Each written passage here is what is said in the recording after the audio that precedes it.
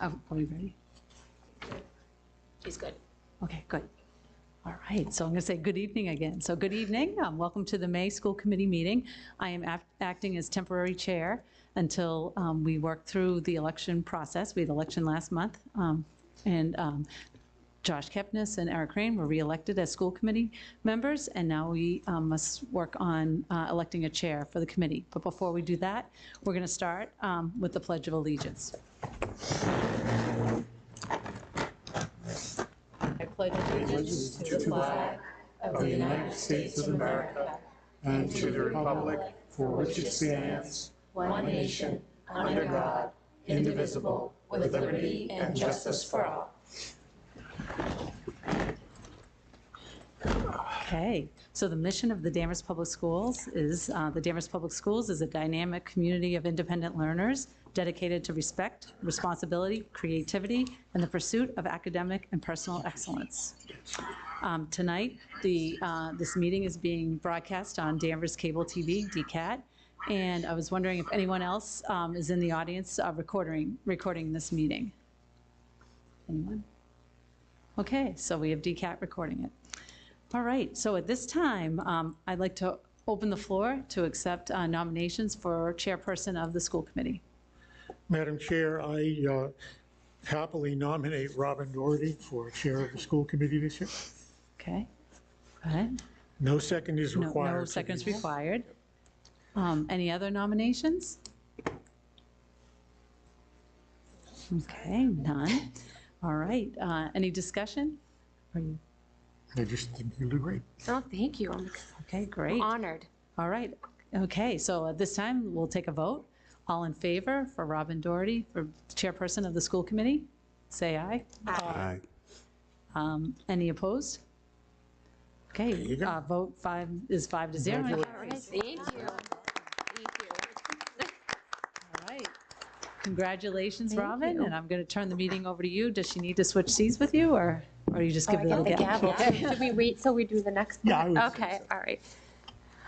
So thank you. I'm honored to serve in this role for the Danvers Public Schools. So the next appointment we need is to elect a secretary of the committee. Madam Chair, I nominate Alice Campbell as secretary for this year.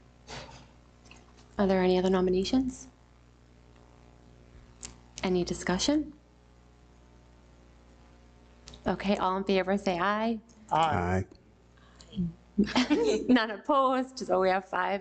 All right, now it's time Alice for some Campbell, so we're musical going to chairs. move our seats. It's my pleasure sitting.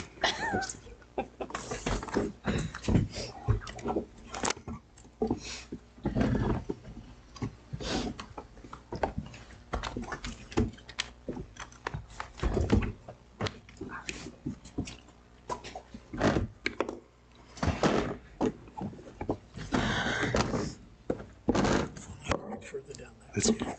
Okay.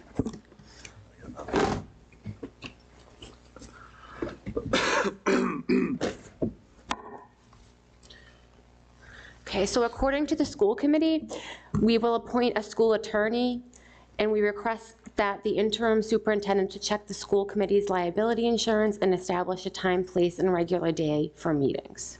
Okay, So, I will. I will do Okay. that and report back to you in June. okay, thank you.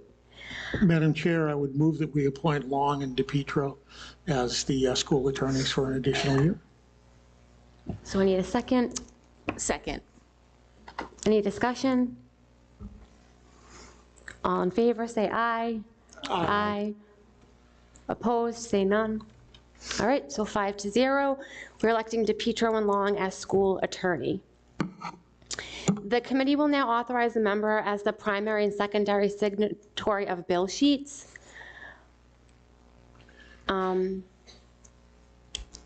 Is there anyone that is able to do that? Maybe if you work from home, can come in, sign?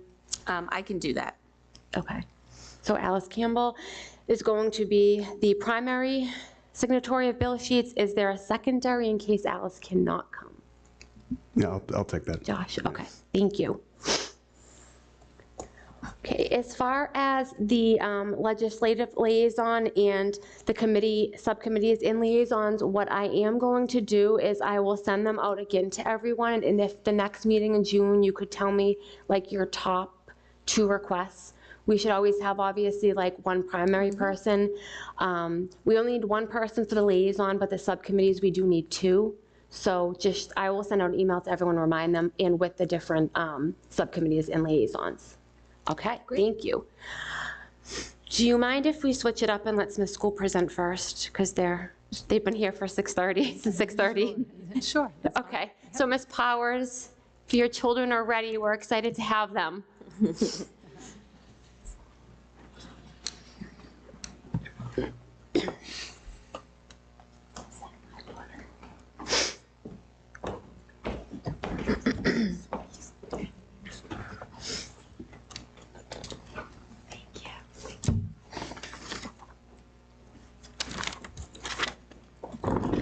So we're really excited to have Smith School here today to talk about sense of belonging, which I will be following up with later in the evening on what the district is doing. But this is a great snapshot of what's happening at one of our schools around really fostering that sense of belonging for all our students.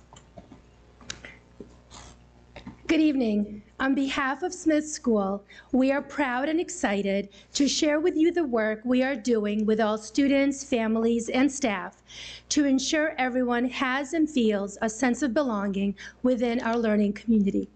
Tonight, our Sense of Belonging Committee and students will highlight what Smith School is doing, what Smith School has implemented, and what Smith School is learning about each other and making sure everyone has a sense of belonging. Hello, I'm Mrs. Plummer, and I teach 4th grade. One of our first initiatives as a Sense of Belonging Committee and as a staff was to reach out to every family with a phone call during the first week of school. The success of our students is not just with our ability to connect with them, it's also about connecting and building a relationship with their families. The phone calls were a way to welcome families to the team, introduce ourselves, and set the stage for a positive and productive year together. Oftentimes, when families see the school's number appear on their phone, they assume something happened. You could almost hear the hesitation in their voices when they answered, but were pleasantly surprised when we told them why we were calling. For teachers, it was so nice talking to each family. You could tell parents and guardians were grateful for the phone call. It was truly a great way for us to start the year together. So some of you did receive a call from your child's classroom teacher. How did you feel when you received the call? Well, I did. I thought, again, I was like, Elsie's not at school, so she can't be sick. Because usually if you're sick, it's the nurse, right? But it was very nice to be able to share what was happening with her, kind of give an update on how she is in the classroom. And I felt like it provided a nice first step into the school year. So I did really appreciate it. And it was the first year that I did receive a phone call from the teacher, and it went a very long way. Awesome. Thank you for sharing. Anyone else? I'll just say, I've received a call every single year at the beginning of the school perfect. year regarding, my kids, and it's something that I've been really proud of as a Danvers parent, to know that the parents, the teachers are so accessible to the parents. So it's something that was a pleasant surprise. Yeah. So always loved it. Perfect. Thank you. Thank you so much. Hello, my name is Mrs. Murphy, and I'm the English as a Second Language teacher. Brave is our school mantra. This mantra shows what we believe. The Bulldog Brave mantra is always with us. We live it every day, whether we are in school or out in the community. Nor is going to demonstrate the Bulldog Brave.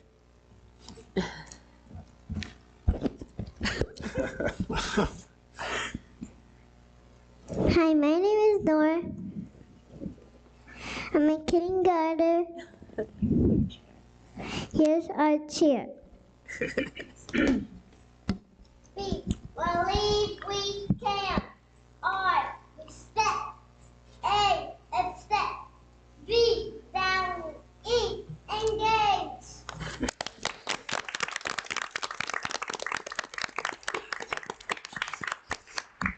Hello, I'm Miss Marshall, and I'm a 4th grade teacher. To foster a sense of belonging in our school, we created a staff slideshow with all the staff's names and photos. During SEL time, teachers showed the slideshow to their classes. After students viewed the slideshow, they identified 1 or 2 staff members they felt connected to. This adult is someone they feel they can go to discuss their successes and challenges. We then compiled a list of the staff and student connections, so staff members were aware of students that felt connected to them, so they could connect. Hello, my name is Ayla Hintzman and I am a 4th grader. In our building, there are many adults. We were asked to pick 1 to 3 adults that we felt close to talking to. My adults are Miss Maffeo, Miss Padavani, and Miss Thompson. I can go to them for anything, like if I'm having trouble with a friend, or if I'm having a really good day and I want to share my happiness, or if I just needed a hug.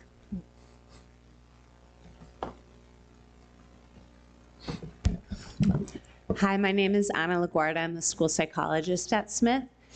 After analyzing the MCAS vocal data, we determined 3 areas of growth for our school in terms of sense of belonging: student voice, respect, and self-regulation. We implemented various initiatives towards these, and we created a survey to see if our efforts were productive. This is the survey that you're seeing here. We are proud to report that our efforts were productive. Hi, my name is Anthony Brogna and I am a 5th grader. A month ago, we were asked to do a survey about bullying and safety. One of the questions was, do you feel safe at Smith School? I answered, yes, I feel safe. We will take a bigger survey, like 60 questions during our MCAS test. Questions will also be about safety and bullying. Hi, my name is Ben Piscatello and I'm a 5th grader. Another question was, do the adults listen to you? My answer was yes, adults listen to me. This survey was important because if some kids aren't feeling safe, the teachers can find out and help fix the situation.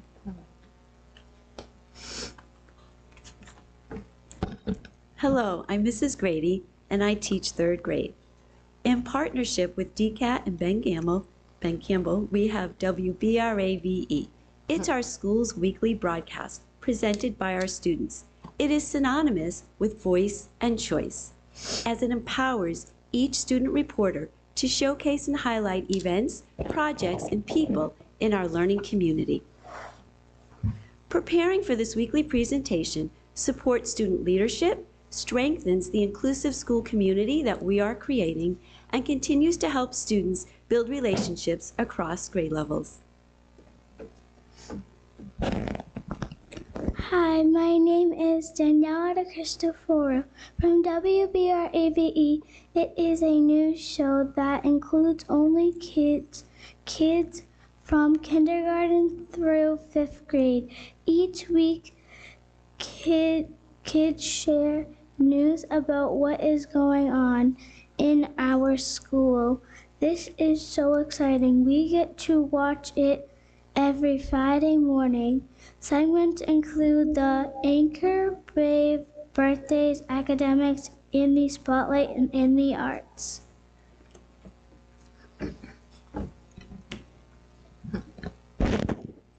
Hi, my name is Eliel Colley. When it was my turn to be on the news, I did the academic segment. I talked about science. I told the whole school about hydroponics. Do you know what that is? I'm going to tell you. It is growing plants without soil. I even dressed up as a scientist. I love WBRAVE because it's like watching an actual news channel, but just for the kids and for the whatever.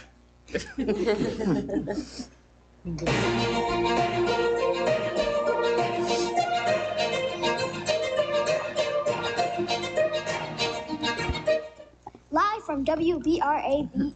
My name is Naya Kepnes, and we're bringing you the news. But first, let's stand up for the Pledge of Allegiance. I pledge of allegiance to the flag of the United States of America and to the republic for which it stands, one nation, under God, indivisible, with liberty and justice for all. Today's weather is gorgeous. It's a high of 82 degrees and sunny. March Madness results are in. Congratulations to Miss Wendell's class. Way to go.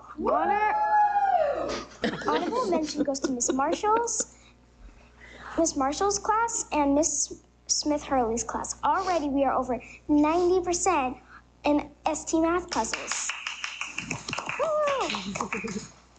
Readathon is over and everyone did an amazing job reading and meeting their goals. Great job to Ms. Dignard's class and Grace Tully for raising as much money as a school. We raised $700 for the People to People food pantry. And now for the birthdays. Take it away, Kaden. Hi, my name is Kaden Clean, and today we have a lot of birthdays. Today Good. Buonasera a tutti. Hello, I'm Mrs. Maffeo and I'm the student support aide. On behalf of Mrs. White, our 4th grade teacher, we'd like to share with you the Where We Are From project. This project was inspired by the district's anti-bias building blocks curriculum. A goal of this work is to foster an understanding and appreciation of our differences within our community and to consider the multicultural nature of the United States. The goal of the project was to provide an opportunity for students to have conversations with their caregivers about family histories and ancestries. We wanted to support students to not only understand different layers of their identities, but also feel that their identities are recognized and valued within our community. The map is a daily reminder to students and staff that they should be proud of their ancestry and feel affirmed that their identities are recognized and valued.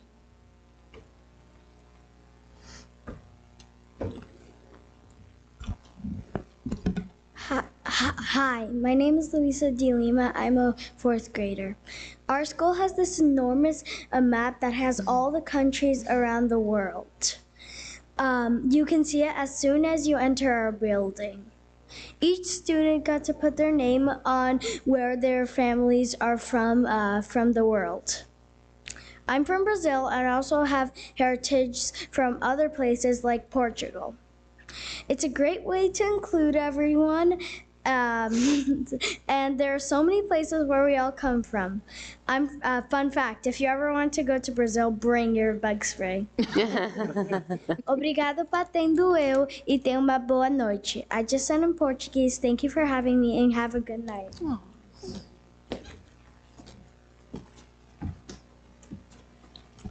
Hello, I'm Mrs. Swindell, and I teach 1st grade and am the assistant to the principal. To honor Colleen Ritzer's memory and legacy, Smith staff came together for a gathering of kindness in October. We shared kind stories and enjoyed a sweet treat to remember, in the words of Colleen, that every day may not be good, but there is something good in every day. We hope you enjoyed hearing some examples of how we've built a sense of belonging at Smith School. Thank you very much. Do you have any questions for us? Any comments from the school committee? I mean, I'm the proud Smith family, so thank you for representing the Smith School so well tonight, guys. You did such an amazing job. Yeah, no, you can tell that, first of all, a great presentation. Everybody did a really nice job, and you guys are really buttoned up. It was really impressive. Shout out to Ms. Powers and her team and the students for pulling through the Bulldog Brave. I'm also a Smith parent too, and we hear about Bulldog Brave in my house all the time. So I think it's a great job pulling it through too. Yeah, I would say it's pretty evident that you all share the enthusiasm, staff and the students, and clearly engaged in this, and the feeling of Smith School is a good place to be. Thank you all. Thank you. Yeah, thank you. I've had the opportunity to watch the news station before something else. I really enjoy it.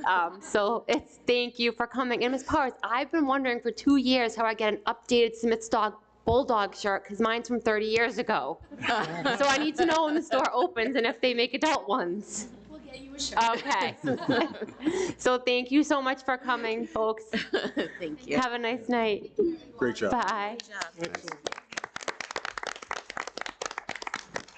Families, you're welcome to stay, or we understand if you would like to go home. Thank you.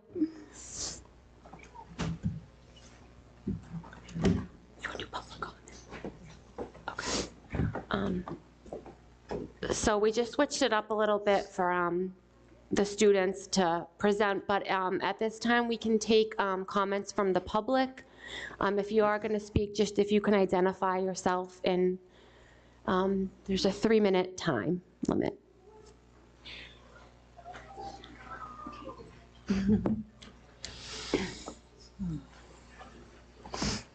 I guess this is what I'm going to say, also, so you can read it later. I'm going to try to cut it down, because I know, but I put a few copies here in case some of the parents have, great job, kids, are gone. Okay, I'm Jim Morose, town meeting member, and basically, I just want, after the budget meeting, we talked about some of these things of behavior issues in some of the schools. And again, I went to the meeting on the ADL, anti-bias bullying, about the books, Unit 5, confronting challenging bias and bullying. That was back in March 6th. And I talked to Eric Crane after the meeting about, bullying and the effects. And I read the policy, and the policy states that, that there's a spreadsheet that keeps track of how many incidents occur, and that's monitored, but it's not really made public unless someone asks. But I just thought it would be good to have that as an agenda item so that we could see just what's going on. And apparently, there's also verbal bullying reports that the students give. And it's the thing. You see something, you say something to a kid. When a student, a young child, tells an adult, I saw something, and I'm telling you, they think something's going to happen, but according to the policy, they're not given as much weight as the written report. But still, we should know how many are happening. And then, during the budget meeting, came up with all these disruptive behaviors in some of the schools. So I just don't know how many, are going on, and I know that kind of, affects teachers and manning and how we're going to deal with these things. And so it's tough to make decisions and understand the problem if we don't have any statistics and facts. So I'm just requesting that the board, put that on the agenda as a line item to just say, for this month, we've had this many incidents. They were single incidents. Was it one person and multiple? We don't know. And the same thing with the abnormal behaviors or the disruptive behaviors, and even in the elementary, middle school, that's all happening. So, that's all I want to say. And I did just want to talk about if, I'm the chairman of the Danvers Republican Committee, so I have a meeting coming up next week, May 17th, so if any parent wanted to talk about some of these, bullying, disruptive behaviors, they could come. I put it on the top of the agenda. And we were thinking of also just starting some kind of moral of the story book club at the library, but I was going to talk about that as well. But apparently I just got an email before I came here that the Great Rock Church is going to start a pastor story hour, and it might be this Saturday. So stay tuned. I'll post it on Patch, whatever happens. But that's my story, and I'm sticking to it. Thank you. Thank you.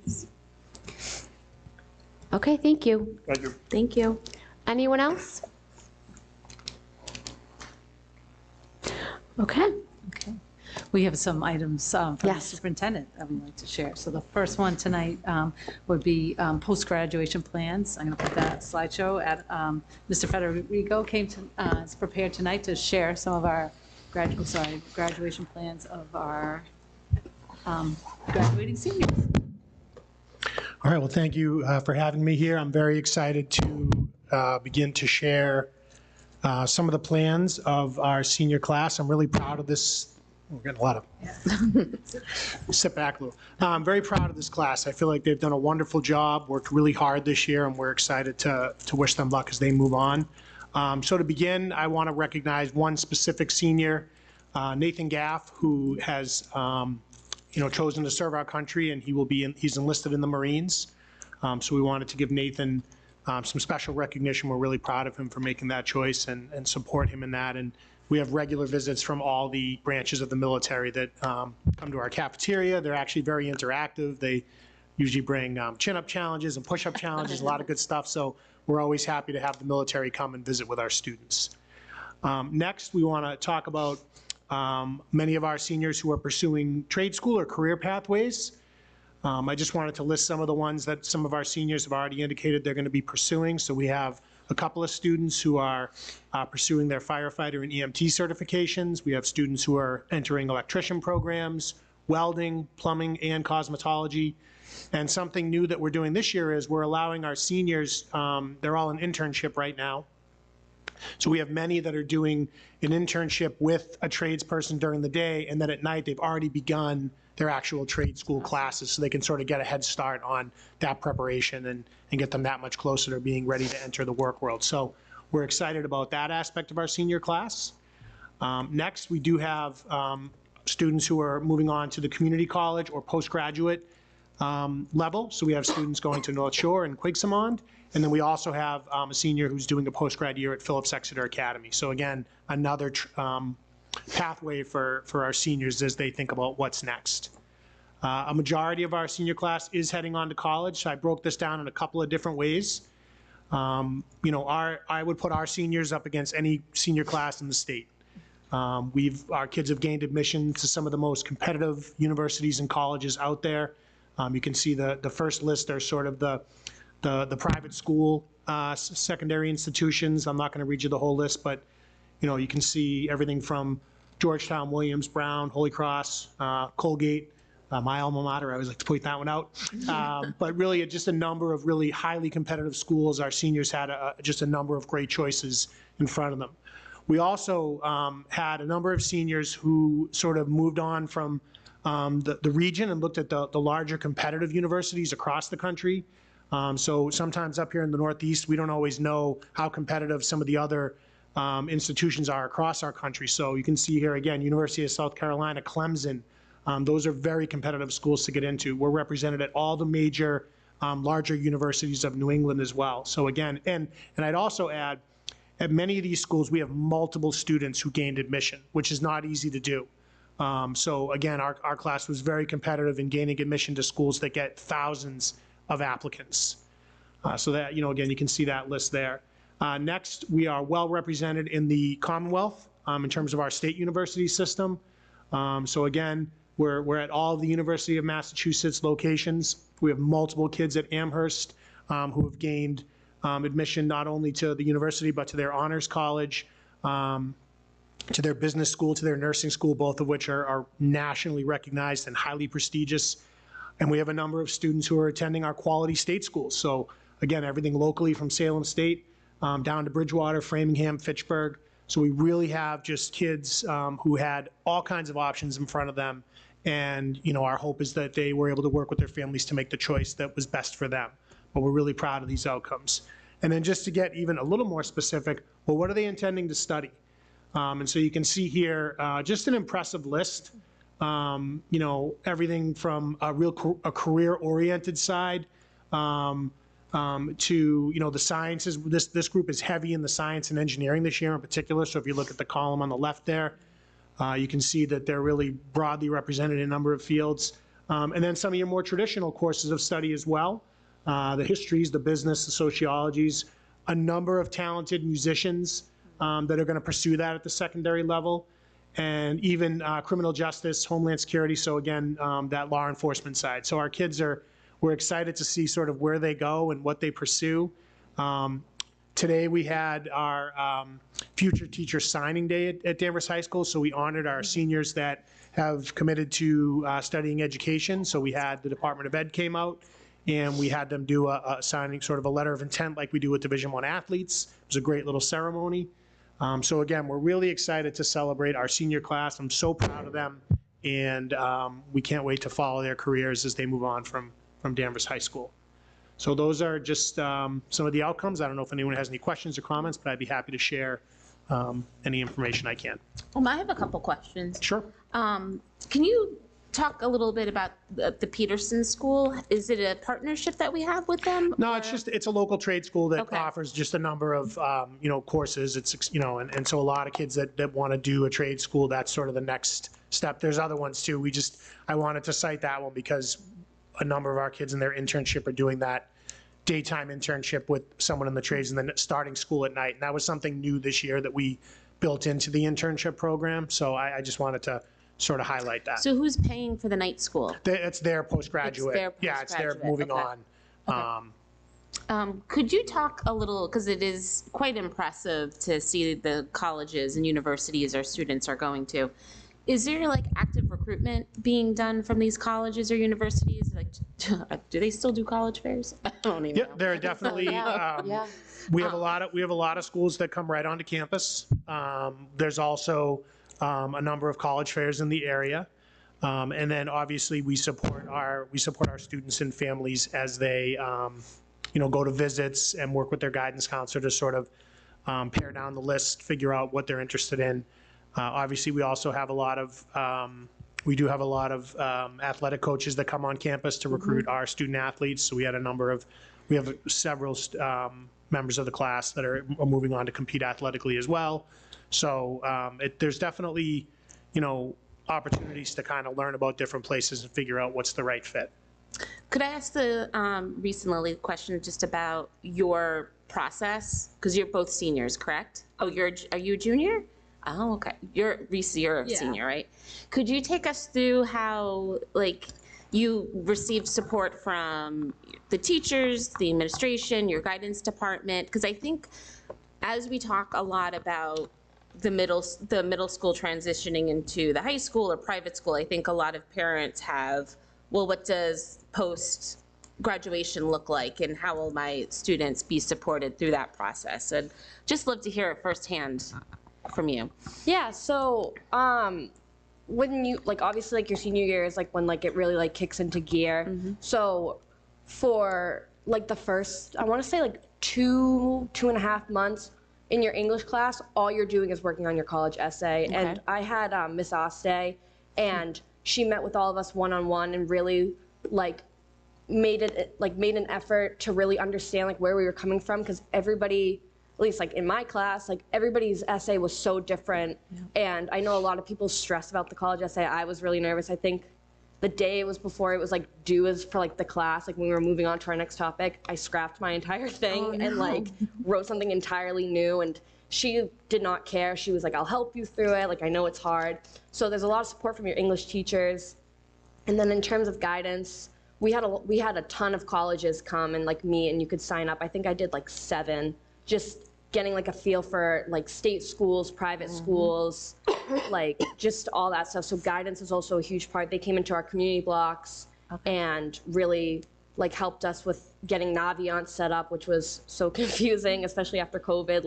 We missed those 2 years of when we should have been doing it. And then they were like, okay, we're just gonna throw all this information at you and hope that you get it. But they really helped us make sure that we were putting colleges down that we liked, really. I met with Miss Magnan a million times, being I don't know how to do this, and I don't know my financial aid and stuff, and she was huge support. Mr. Federico, you checked in with me constantly, and you're like, how's college going? How's this? Get you to graduate. So the teachers are super supportive, and everybody at Danvers High School just wants to see you succeed. So I struggled with my grades this year a little bit. Senior year, it gets busy, and they all helped, especially in math. Mr. Reed just was a huge help with me, and he really made sure that I was getting my quizzes in and constantly reminding me, you were missing quizzes, so get those in. And then also school, psychologists and stuff, Ms. Ragusa, I went to a lot and confided in her, and really was I'm super stressed about college and I don't know what to do and where I'm going and all that. And then away from the school, parents are a huge support and family, but just the bottom line is like everybody at Danvers High School just wants to see you succeed and wants to see you move on. And I think that's a huge reason why you saw so many of those universities and schools up there, is because of the faculty just wanting you to like really put your best foot forward and go out into the world. And I know my last class with Mr. Ziemba, who's my psychology teacher, he made me feel really good about like moving on. And I really appreciated that. So they just want to see you succeed. Like, I sat on the Smith School committee for, you applied for a grant, or, for like, yeah, to the write scholarship. for the scholarship fund. And I was really impressed by the teachers' letters of recommendation. And I know that those are going with, to colleges, but like every letter that I read from a teacher was so personalized to that specific student. And it was so impressive to me just to see that these teachers really knew the students and each of you. Yeah. I think Adam wrote yours, right? Yeah. Confidential. I would just also add that our guidance counselors attend a lot of different trainings on college campuses. Yeah. And a bulk of that work is understanding what are colleges looking for now. Yep. Because the process has really changed. Reese mentioned the essay. The college essay has become a much larger part of an admission package. So our counselors are well versed in like what are different schools looking for, and different kinds of schools are looking for different things. So they're able to then work with students to say, have you considered this school, or this might be a reach, this might be, a school we can rely on. So I think the counselors are well versed in that. And I would just say to parents, especially if it's your first time going through it, don't hesitate to reach out to your child's guidance counselor. They're happy to help work with you. They've done this process many, many, many times. And as a parent, it can feel daunting. So we're available to help with that as well. Great. Well, it's exciting for all the seniors. Anyone else? Two things struck me. One, the range of opportunities and different things that students can do, from Danvers High after high school. Whether it's from a trade to really some competitive colleges, they're obviously getting a background that suits them to very different things that they might be interested in. And the other thing that struck me was, unless I'm wrong, this was the group that as a freshman class, school shut down halfway through their freshman year. Yep. So they were, the end of 2020 and all through their sophomore year remote. Not remote fully, but partially remote. And to see, Reese, you and your peers have done so well coming through that, and you look at how well as a class you've done, kudos to you all, because I know it wasn't easy. So that's impressive. Thank you. Thank you, Madam Chair. Thank you. No, it was an impressive list. I mean, a lot of great accomplishments. So, kudos. It's great. No, great job.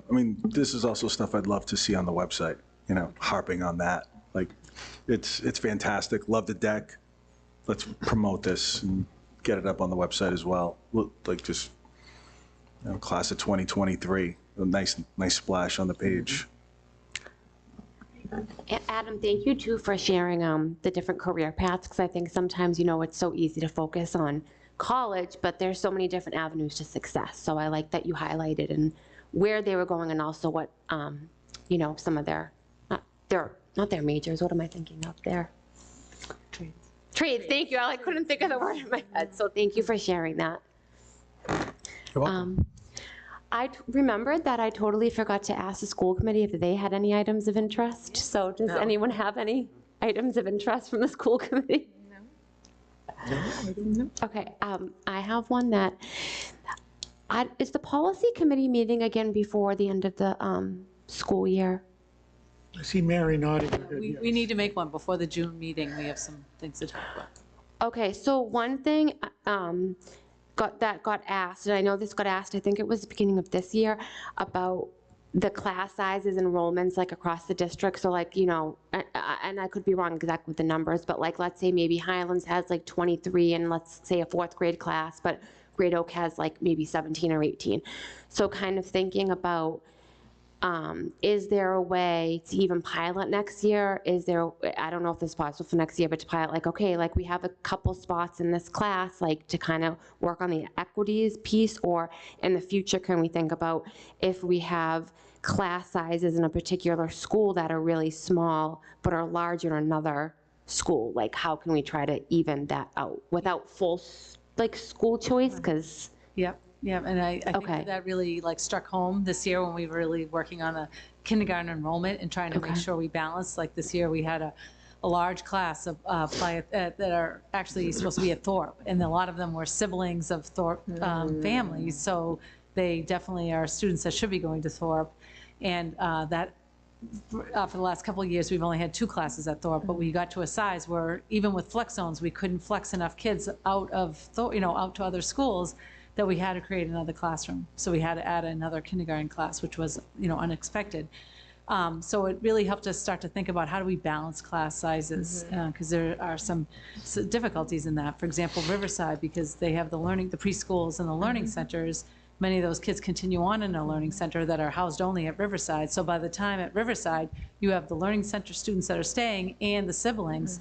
With just 2 classes of kindergarten, you're pretty much full at Riverside, which means a class of 20 versus a class across town that could be at like 16. So that's the problem. So we're really this year, we worked to fix the Thorpe, the Thorpe classroom, but we really need to think about how do we place students across the town. So it could be something that we'll bring up at policy. Do we widen out the flex zones? We have to think about transportation implications as well. Right. So that's, there's a bunch of issues, but I don't think it's something that we can quickly jump to, that we really need to take some time through the year. I'd like to try to really start to do that, starting even June and through the next school year as Dan Bauer comes on and think about how that might work.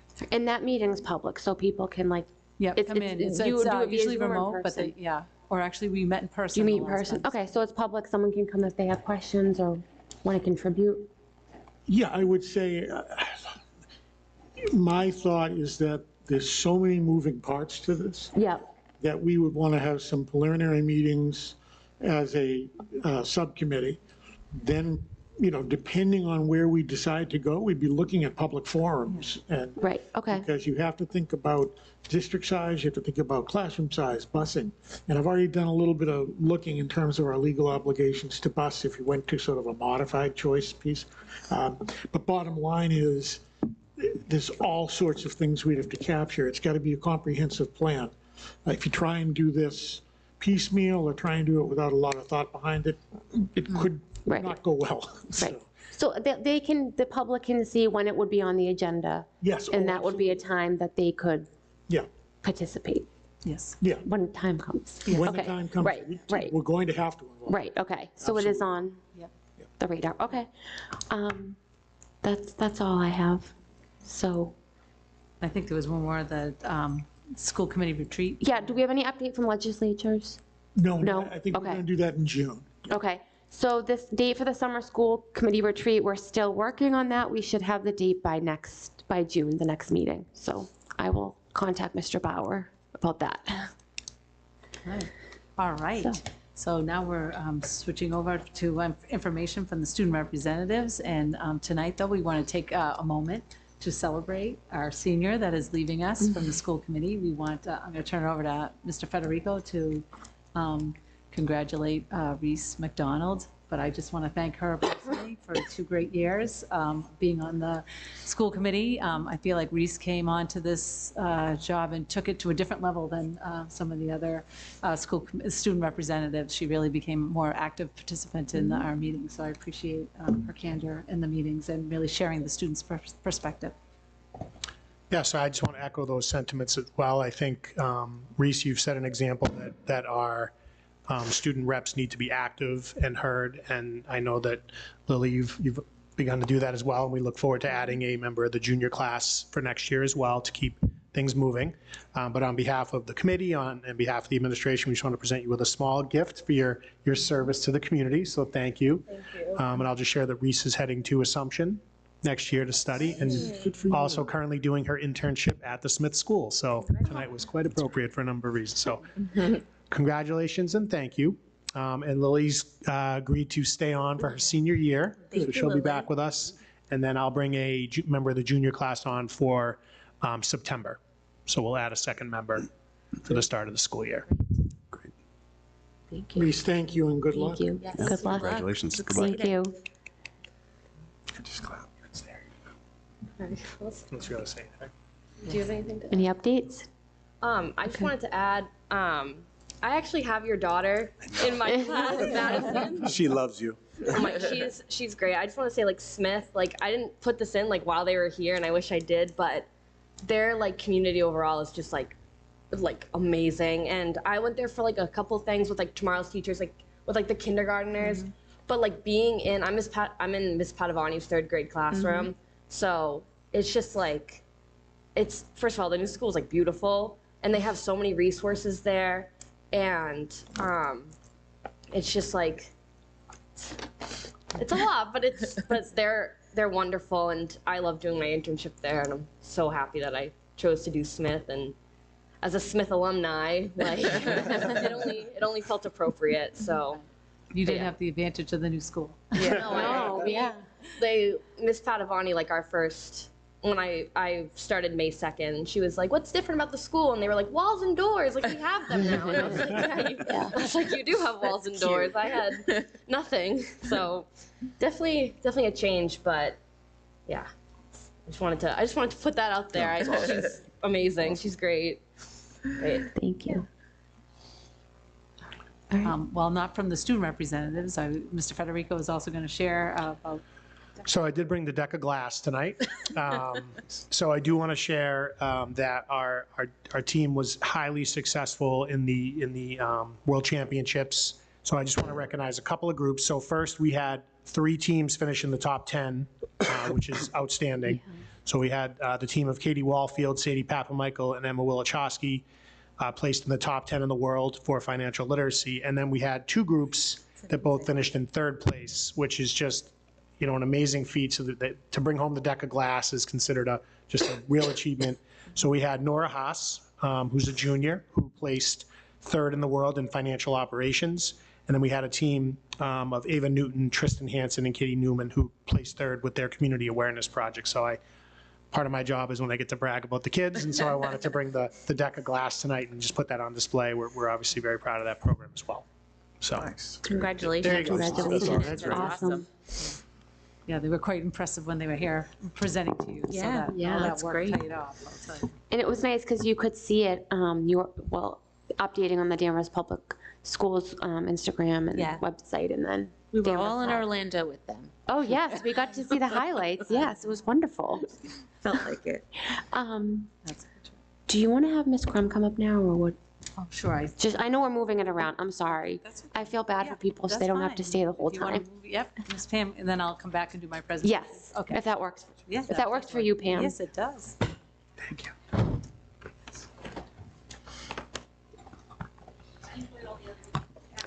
Well, I mean, we didn't have you come at like 9 tonight. We tried to move you up a little bit.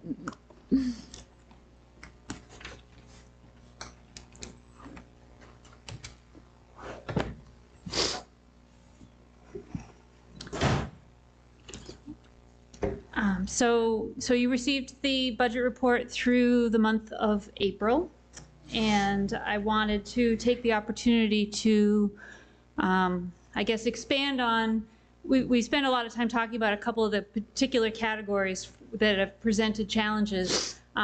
We had a couple of pieces of good news that came our way recently, so I wanted to be able to share those with you. On one side, we've had some inflationary challenges with copy paper, of all things. It actually is like 60% more expensive this year than it was last year. And the staff and the teachers have been encouraged to be frugal and flexible in the way they use it. But we've also been finding ways to accommodate the very real needs that they have. I wanted to thank a company in Linfield recently donated 20 cases of copy paper to the district, and it's not a small thing. It was picked up, I believe, by DPW and delivered to the middle school. And it was very much appreciated. Do you know the name of the company that donated it? Well, anyway, we're very, very appreciative of that.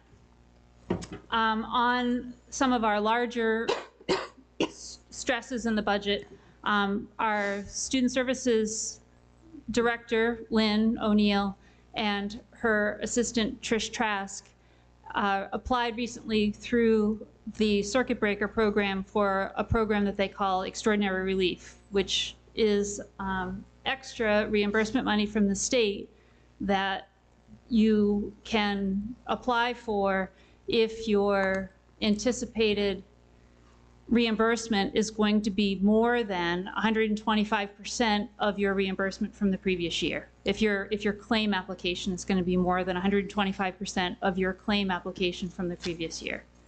And the opportunity to apply for that comes in March, and Lynn and Trish worked really, really hard to put our claim form together with all the necessary detail.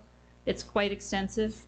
And we found out last week that Danvers actually did qualify for extraordinary relief from the state. So that means that within a week or two from tonight, we should be receiving some extraordinary relief to help with the tuition costs associated with some of the out-of-district placements at private schools that we've been talking about. And there's actually one of the two communications we received from DESE had a typo. We're not sure exactly which one. Two numbers are transposed. It does make a $36,000 swing one way or the other, depending on which one is correct, but it's sizable either way, $326,000 or $362,000.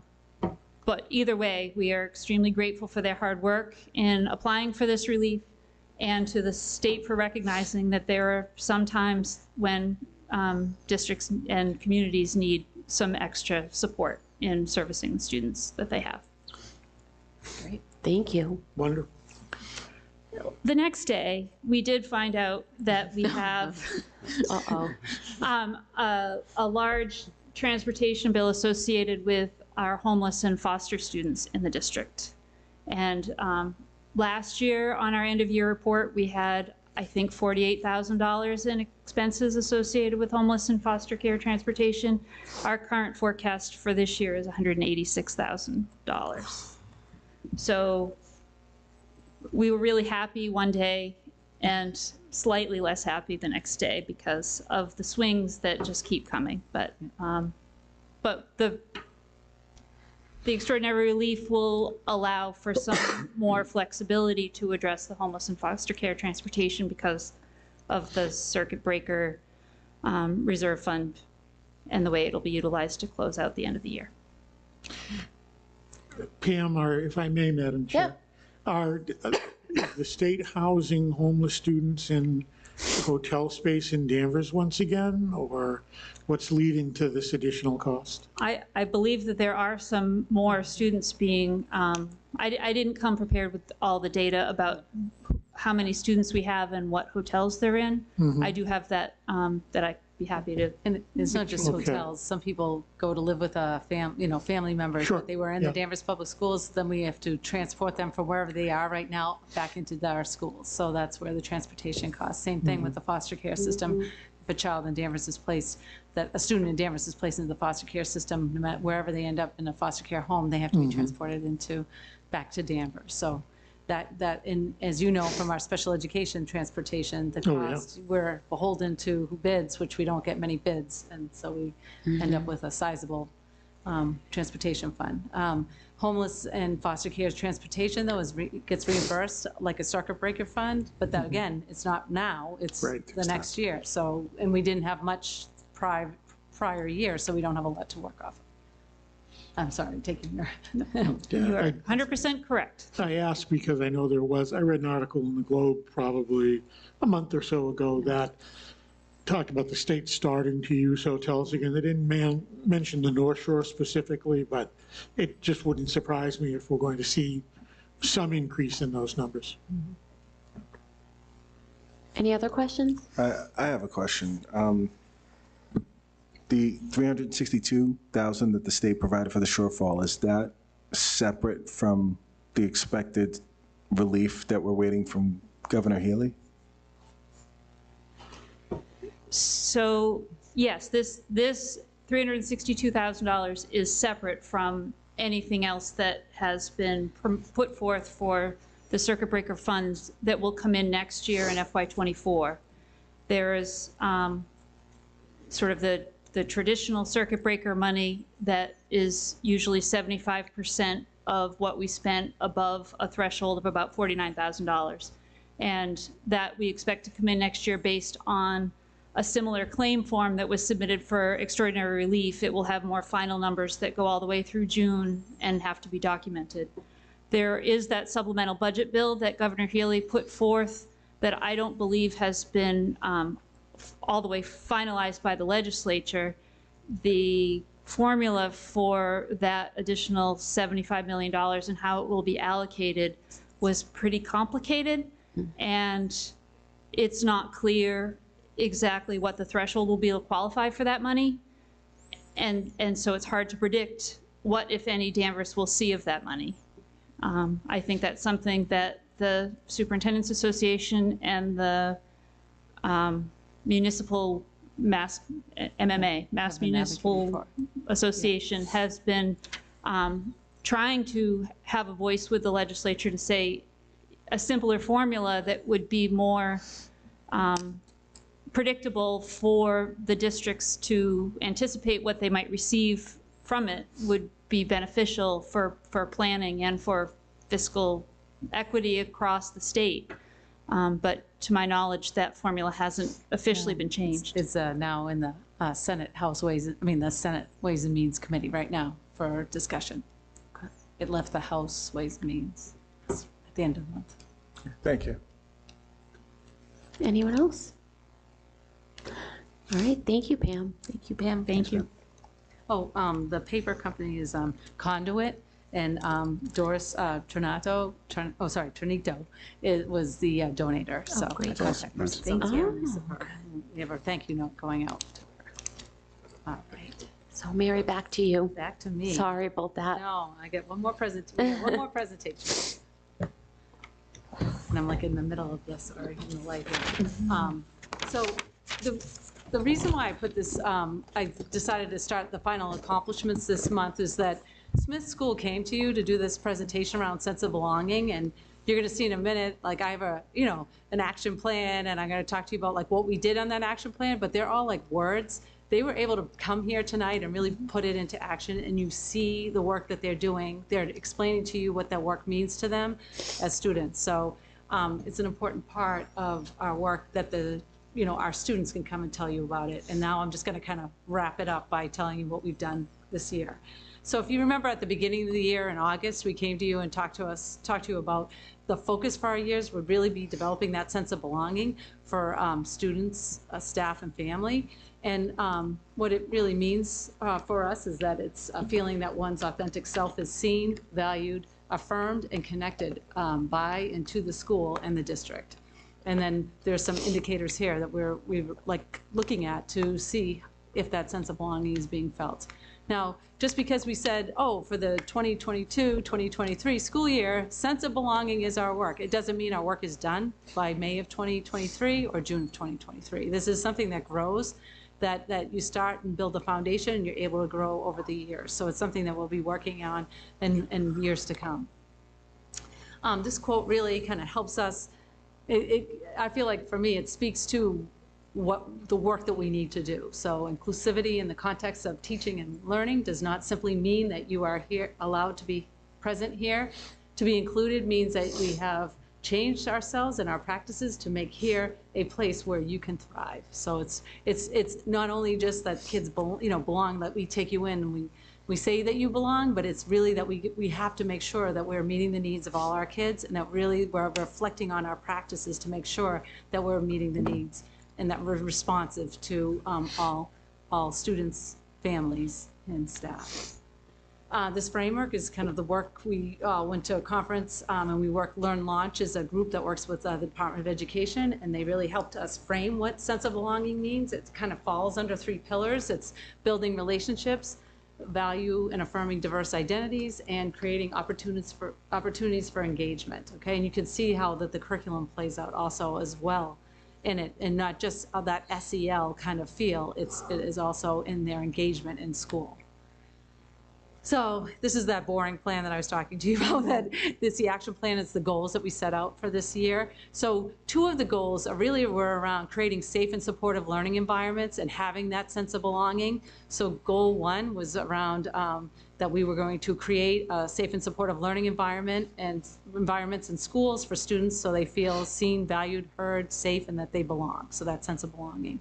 So our first action was to do some professional learning about relationship building, and this is kind of how it played out at each of the levels. You know, and we talked about the SEL work at the beginning of the day for elementary level, but the other great thing that the elementary level did this year is they developed sense of belonging teams, which are teachers and administrators at each of the elementary schools, and making sure, and I'll talk to you later about what the work they did, but that they really worked hard to make students and their families feel they belonged in an elementary school. At the high school and middle school, it was around, you know, their, what they call, at the high school, the community block, but at the middle school, it's Project Talk. And they really, at the middle school, focused on the restorative practices and the restorative circles. They did a lot of relationship mapping where they had students, you know, take a survey. On the student side, this student took a survey and talked about who their trusted adult was, just like Smith School did. But then also, they, in an early release, they actually had every student on the wall, and teachers went up and put dots next to the names of kids that they felt like they had a trusted that they knew and they had a relationship with. So then we could see what students really need more relationships with teachers. What's not going to surprise you is some of students that are, you know, having challenging time in school had less of those teachers with the dots after it. So it really helped Hope Enrichment think about how to develop stronger relationships with those students. The second kind of work that we said we would do is kind of really working on identity, because belonging means that you have to understand one another and each of your identities. And so we did identity work at each of the levels. The first ADL unit in elementary during their social emotional learning time really focused on identity. Believe me, at the beginning of the year in elementary, it's all about getting to know you and knowing identities. As you see also at Smith, they did where are you from, so that you can understand students' cultures. Restorative circles at the beginning for Holt Richmond were really along sharing your identity and understanding who you are, so that kind of work happened. But in both high school and middle school, the English and social studies classes did a lot on identity webs and identity trees, so they really worked on that. The community block is a focus on belonging. As I will say on this next slide, we put the structures in place, and that's what the top action is over here. At the high school, the community block happens every day, you know, at a 25-minute period during the day. And there is a block once every 7 days where the student leaders come in. So their peers come in and do activities like team building and relationship building activities with them. At the Holt Enrichment, it's the Project Talk, and that happens in their rise time. It's a 25-minute block of time that's connected to their lunch. And they, once every 7 days, they do those restorative circles or the SEL lessons in it. But we also had a SEL coach this year at Holt Richmond, and he worked on doing what they call Tier 2, kids that needed a little bit more work on some of the social emotional learning, like the self-management, self-regulation, social relationship skills. They were all able to do, you know, more targeted work with some students that needed some extra little help with that. And then over there is the elementary. We talked about the SEL time with them. So that was the structure of how do we work on building relationships and making people feel like they belong in those blocks of time. And then at the bottom, getting back to the safety part of schools, we've done a lot on safety training.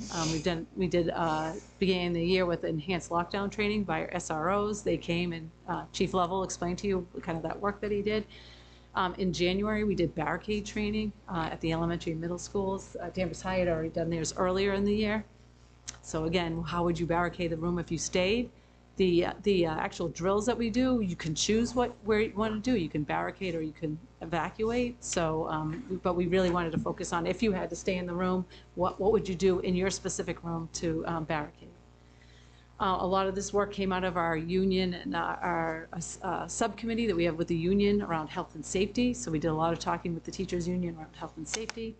And they asked for teachers to have more de-escalation training. So that happened in February at our, either at a faculty meeting or early release time. So we did that with them. So we move into goal 3, which is that we worked collaboratively to build relationships, value, affirm diverse identities, and create opportunities for students, engagement of students and their families. So this is another goal that we had. So it's really around, the first action is engaging marginalized families in school activities like open house, family conferences, school events, so that they can be seen, valued, and heard. And I think in the past we've seen in Danvers, like, you know, some of our, like for example, I work with ESL teachers. A lot of those students wouldn't be at an open house. So we really felt like a lot of us, the sense of belonging teams, did a lot of outreach to families to try to make sure that families that they don't see often at open house and some of the school-wide activities, that they felt welcome and they felt like they knew someone that they could come and see while they were coming to those events. So we also use translation software for the families who might not, you know, speak English, that they might not be, they understand their native language better. So we have a major program called LexiKeep, which is a video translation, where they can on demand they're available for translations. A lot of our school principals, nurses, guidance counselors, they use that. But then now we've looked at a second level of communication, which would be more on the class dojo, kind of, you know, that kind of level. I think a lot of you understand that from your children. The one that's more of an ESL based one is Talking Points for Parents. And a new one that's associated with our LexiKey is called Reach My Teach. And that's been Holly Murphy, who was here tonight with Smith, is piloting that at the Smith School. And that one really works through our program called WhatsApp, which is what a lot of people that live outside of the United States use it for messaging. So that one seems to have a lot of promise, and we look forward to piloting that across the district next year. So there's a lot of targeting this year that we haven't done in the past to get people more participating in the school activities. And then breaking down the barriers so that students can access extracurricular activities. And I think Adam at the high school through the community block, because there is more assembly time, that there's more time to give information about activities to students. And they also have a thing called Passion Project in the community block, which all kids can participate in an activity while they're in school, because some kids have to go out and work and aren't really staying after school for the activity, so it's getting more engagement. I don't know if you have anything to add to that. Yeah, I think what's nice about the Passion Project structure is that it allows the adults in the building to identify something they're really interested in that maybe isn't part of their teaching load, or you know, and it's open to anybody. So, and then kids can, it can rotate too, so you can have each quarter can offer a chance for different kids to try that activity. So we have a number of different projects, and it sort of varies every year. And you know, it's just another way for kids to find a smaller community within the larger school community. Good.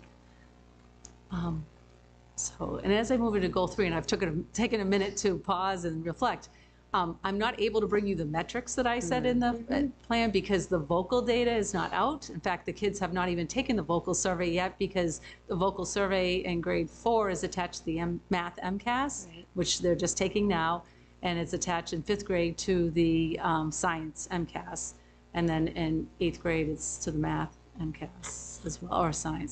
Science. It's always the last MCAS you take at your grade level. So that data will be available to us in the fall. And if you remember, in October is really kind of our student achievement time. And so we'll, by October, have the results of the data from this, this plan then, because it's based on MCAS and on that vocal data. Next month, I will be bringing, the one goal that I skipped over was MTSS, and we do have data to share with you then. So, and I'll talk about that in a little bit later. So finally, the last slide here is really sharing kind of the broader work we're doing, more systemic work at the district level.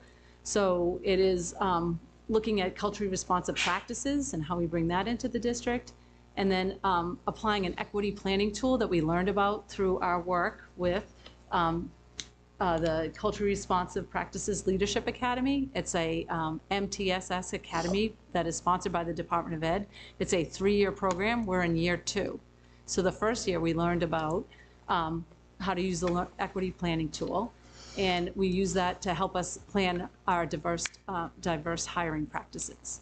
And as we began to use that, we realized that we needed a more of a stronger base and foundation and kind of like statements about our diversity work that we're going to do in Danvers. And so we're starting to work on a plan, which I'm just going to give you a quick picture of. We just started working on this year, is kind of putting together a definition for what culturally responsive practices are in Danvers, and then kind of a framework of the criterion that we will be looking at and working on as we move forward in the district. This is in very draft form, so we're going to give you a better presentation of that in the future, but I wanted to show you that that is kind of where we're working on with that culturally responsive leadership academy. And then finally, our last goal was to develop strategies to hire and retain more diverse staff in Danvers, because that has been a goal that we've had. We work with a group called Massachusetts Partnerships for Diverse Educators, and we attended their job fair. We met a lot of people. Unfortunately, the job fair was in Cambridge this year, so not as many people that are on the North Shore were at it. We did have some people that were interested in positions, and there were more teaching positions, so those are coming up. So we'll reach out to the people that gave us resumes and try to recruit them to come up and interview with us. And then DESE also had a mass hire, a virtual one. That wasn't as successful as it was last year for us, but we attended it regardless. So, but the real big thing that came out of our CPRLA work was this year we've refined our hiring practices. We have a consistent practice of how we approach hiring and have it, more culturally responsive than we had in the past. We were doing more filtering for diverse candidates. We send out and post on the MPDE website as well as the MASS website, and we are looking at reaching out to UMass Boston and other kind of city schools that will have more diverse candidates for us to apply. So that's a quick overview of our final accomplishments. I thought that since they were here, we would get that part over. When we come into June, we'll have an update on our multi-tier system of support. We'll have the school's improvement plans ready for you. We're going to have the end-of-year reading data available to you, too. Julie Pasternak will be here to present that. And what I didn't put on here is Ellen Ferrick will be here because the PAIR data, which is the social emotional learning data, will be available as well for Houghton Richmond, so that will be presented. And Julie will do a broader presentation on our shifts in elementary reading. So that's kind of a quick overview. Thank you for listening to my long presentation on that, but now you don't have to do it in June. Thank you. Any questions, comments? We can start with Gabe. We'll start with you. Nothing.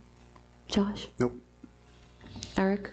Briefly, I just think what I'm seeing, number one, is nothing radical about what we're doing.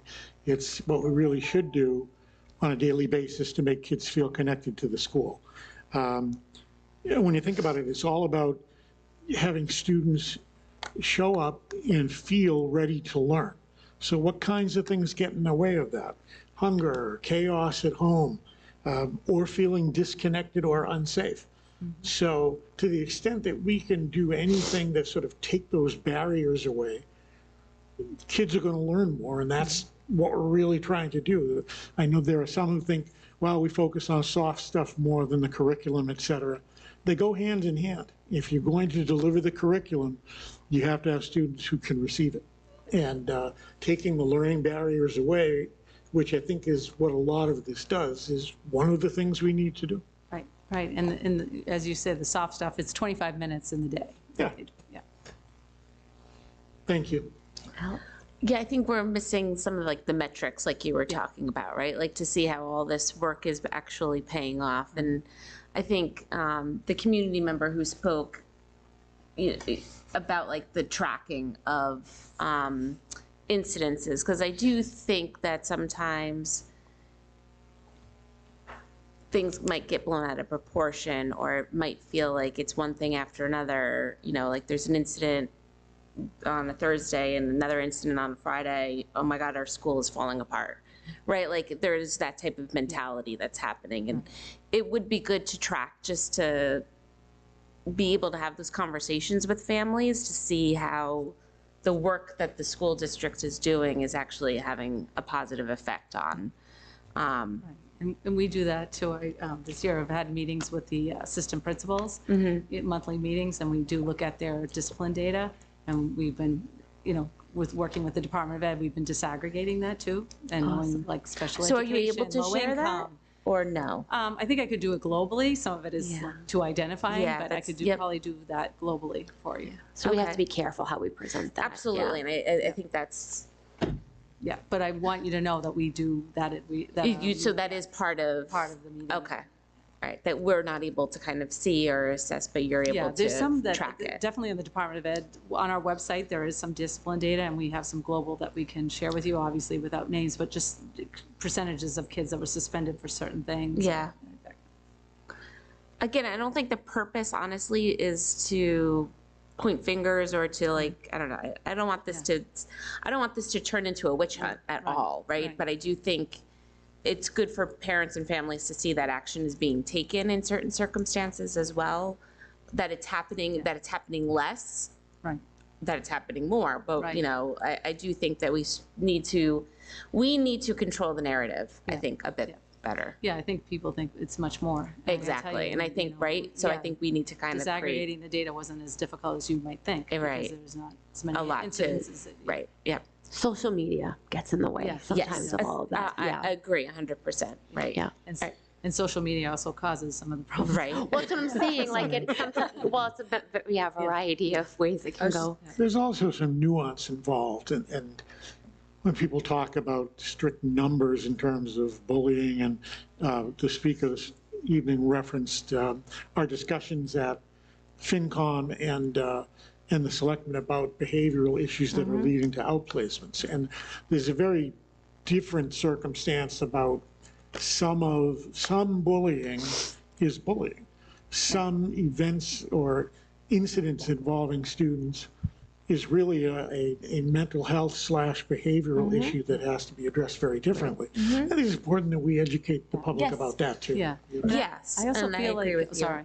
you. No, I agree with you that, and we've had that discussion too. It was in our subcommittee meeting that we had about educating students on, right, their community, right, and not everyone is the same learner. Not everyone comes from the same home, right? Like it does need to have. Yeah.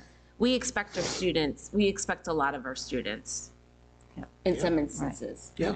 Right, and when we talk about like some of the challenging behaviors, it's sometimes it's the dysregulation of students, and it's not really necessary, it's not bullying, it's just that the students are dysregulated and are having a hard time being in school. So, so that's with that. So I don't want you to always misconstrue when I say there's challenging behaviors and that we need help with like social workers or clinical psychologists. It's more on the mental health part of the individualized student. And that's what would send them out of the district, is that they needed higher level therapy. It's not necessarily bullying incidents that are the challenging behaviors. That's not. Yep. Thank you. Yeah. Very much. No, thank you. I mean, I think like with anything, we know kids cannot learn if they don't have a relationship, so that's step one. I'm really impressed with all the work and the training that the teachers have done. Sometimes I feel like we put so much on them, and I would like sometimes, and I don't know how to do this, but more from, the home too, because they're doing a lot. They're teaching, obviously, the curriculum, but then they're also doing all this other stuff, and it's a lot. So I know we've always said, like, school now, it's even more like so much on the teachers, and we need more support from the community too with this too. I know. So we're just so fortunate that so many of our teachers have that innate relationship building skill in their toolbox. So we've been lucky at Danvers. Right. All right. So the next part. Oh, you know what? Can I? I'm so sorry because everything was. Yeah, we're all jumbled out today. of this. I forgot during the information from the superintendent to invite Dan Bauer up. Oh, yeah, he can come up. Yeah, because there's been someone that's been sitting in our audience for a very long time. Oh. And I'm like, so I'm sorry. I apologize that I didn't call you guys up earlier. We're all messed up tonight. Nothing went in order. We have an announcement of a new principal for Thorpe Schools. So I'm Okay. going to let Dan do that announcement. Very special announcement, sir. And again, I apologize to both Dan and Brian for keeping you here so late. Well, we're very pleased to announce the new principal at Thorpe Elementary School. Just an outstanding process again. Julie Pasternak and Violetta just put together a great team, very thorough in the research, putting together the interview committee, but also doing a lot of work with parents in the forums to shape what are they looking for for their new principal. It's not easy to follow a principal that's been there 17 years, so widely respected. So they did their due diligence as a committee, brought forward 3 finalists, and came down to Dr. Brian Riley as the finalist. So Mary and myself, we met with Brian and had the great opportunity to talk to his references. They were unbelievable, just the best glowing references. Just talked about not only just being student-centered, thoughtful, great communicator, everything that we're looking for our next principal. So it's with great pride to bring Brian up, Dr. Brian Riley, to introduce himself, but a little background from him. He's currently the special education administrator in Tingsboro. He's been there for 6 years. Prior to that, he was at the Doherty Middle School in Andover for 5 years as special education teacher and team leader, and he got a start in special education as a teacher. He has an extensive background educationally, instructional leadership, so we're so pleased that he's joining our team. And I'd like for Brian to introduce himself. Dr. Brian Riley. Thank you very much, Dan and Mary. Like Dan said, it's been a great process, and really want to thank Julie and Violetta again, and the entire search committee. It's an honor to be named the principal at Thorpe, and like Dan said, I know I have a lot to live up to in Rita's shoes, but looking forward to it. It was great along the building tours, getting to know some of the staff and the families, and get to meet with some of the students and tour the classrooms. And I'm very much looking forward to starting in July, and really glad to be here, and have 2 kids in the Danvers public school system. So really honored and know all the great work that's going on in the district. So looking forward to it. Great. So welcome. I know the Thorpe community is very excited. Yeah, congratulations. Thank you very Welcome. much. Go Thorpe Tigers. Indeed. I've been here 23 years. You're only the 3rd principal in that school. So it's got a wonderful history. I know, wow, I didn't know Yeah, that. it was Bob Brinkley my and goodness, I Rita. didn't know that. He's Wow, the 3rd. okay. And I have Thorpe is always special to me. I was in the first grade class that entered Thorpe back in 1966. Jeez. So very important that you don't mess up. I don't plan to. No doubt, you're going to be great. Thank you. Well, thank you. Thank you all very much. Thank you. Good. Right. Every time I say something like that, I realize I'm old. Yeah. I know. So the last day of school. I know. I get the great pleasure of announcing our last day of school, which will be June 21st, 2023. So it will be a half day. Lovely. Okay, thank you. We only had 1 snow day this year. I know. Wow, that was I know, just pushed it There off you one go. day. So we're gonna switch to new business, item 7. So I need a motion to appoint Dan Bauer, incoming superintendent, as board member to represent Danvers beginning July 4th, 2023 at the North Shore Educational Consortium board member. Motion to appoint Dan Bauer, incoming superintendent as board member to represent Danvers for the North Shore Educational Consortium. I need a second. Second. Okay, any discussion? Okay, so all in favor, please say aye. Aye. All opposed? None, so 5-0. We have no unfinished business. Order of new business, I need a motion for the consent agenda. I move that we accept the consent agenda as presented. Okay, Second. any discussion? Okay, so all in favor, please say aye. Aye. Aye. Opposed, say nay. Okay, so all, so 5-0. And the minutes. Here's your big chance. Oh, my goodness. This is yours now. The secretary moves to approve and release the minutes from the April 10th, 2023 regular meeting. How'd I do? You did great. Second. Okay, any discussion? So all in favor, please say aye. Aye. Aye. Opposed? Nay. So none. 5-0. And communications. Do we have any? Yeah, well, we have the Okay. North Shore Education, Educational. yep. Yep. So right there, what's attached there is their approved budget for the next fiscal year. So they passed this over the last 2 months in our meetings, and you will see the details of the budget in there. I forget exactly. Is there anything like big that we should know? No, Or I is it think pretty what was interesting straightforward? to me was that we use them, we're the third highest school district that uses, for use of the North Shore Educational Consortium behind Salem and, or Peabody and Lynn. So, okay. Yeah, so that was. Okay. But I guess that reflects probably in our out-of-district numbers. Right, right. So, yeah. Okay. Any questions? All right, we have no updates from legislation, right? They'll be here in June, as far as I know. Okay. All right, thank you. So subcommittee and liaison updates, I know curriculum and assessment, we do not have anything in equity. We had our last Yep. meeting in April. Any updates from policy? I know we had one last. You had mentioned that we'll have a Coming up. meeting in June, Mary? Yeah, probably before the June school committee meeting. Okay. Definitely. Yeah. Deep. Yep, quick update on DEEP. On May 31st, there's going to be the Breakfast of Champions at Danvers High School in the atrium. That's going to be Wednesday, May 31st, 8:30 to 9:30. They're going to be honoring retiring teachers, honoring the sponsors, and celebrating a couple of DEEP champions. And then the next meeting for DEEP will be at the Thorpe School, which is different than the usual location, and that's going to be June 14th at 8 o'clock. So all are welcome to attend that. Thank you. Danvers Cares? Hey, Light the Night Purple will be Wednesday, May 17th at 6 p.m. at the Peabody Institute Library. Wanted to highlight that. There's going to be a Chris Herron presentation, former basketball player and addict. We'll be speaking to students at Danvers High School on May 30th at 10:30 a.m. So that should be very, very interesting. I may try to show up for that. And those are the big announcements. The next meeting is Monday, June 5th at 9 a.m. Okay. I don't think there's anything new from CPAC, right? I'm not missing No, anything. there isn't. Okay. And then Human Rights and Inclusion Committee? A meeting would normally be scheduled this Thursday. I was just checking to see if I had received an agenda yet.